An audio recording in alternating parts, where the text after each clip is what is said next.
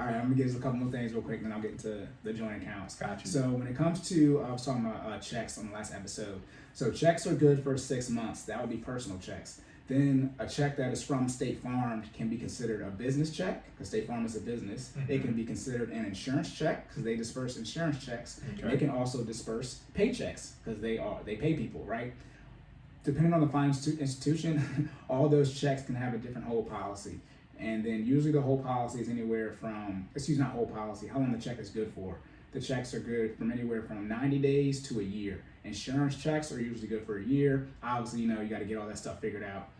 Most checks though, business, personal paychecks, they're good for 6 months, and sometimes they might say 180 days on them. So be wary of that. And usually if it's not stated, it's good for 6 months. If it's not stated, it's good for 6 months. If you get a money order from like the post office, that's usually 90 days, but it's stated on there. Again, if it's not stated, it's usually good for 6 months. And like I said, if you write a personal check and you give it to someone, so let's say you write for today, July 5th, they have until January 5th to cash that check. So that money has to be in your account that entire time.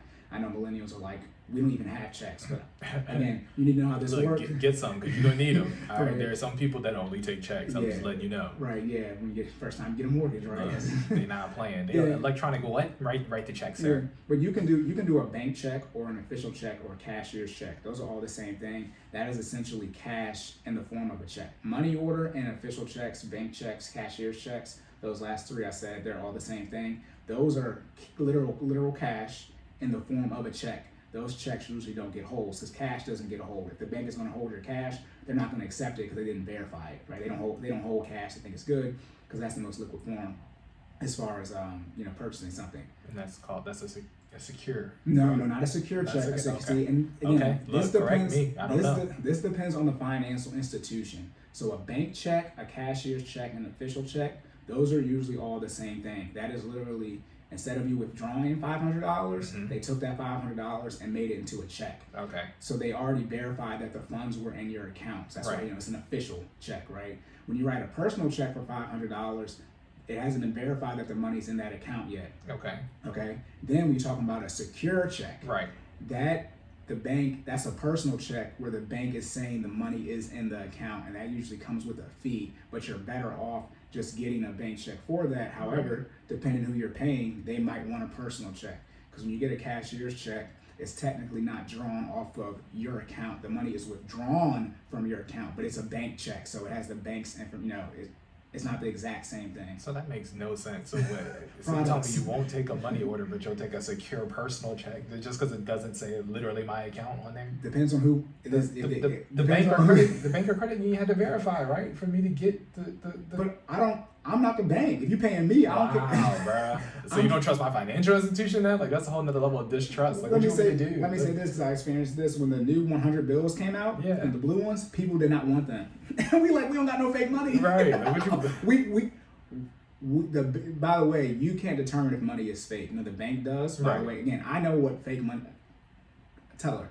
I know what fake money is. But on top of that, then you send it off to the FBI or whoever actually verifies that. Right. But people trying to tell us that the money is fake. Obviously banks do give out fake money because stuff does get by, right? But it gets real bad. Oh, real quick, ordering money from a bank. So usually the bank usually will say that you have a certain amount of money you can get withdrawn in a day from your account. I know you might think the money's in your account, but the actual money isn't there at the bank. They have to have money for everybody. So usually you have to order cash. I'm just saying this about the $100 bills. When you adopt somebody from China usually wants all new hundreds, never touched.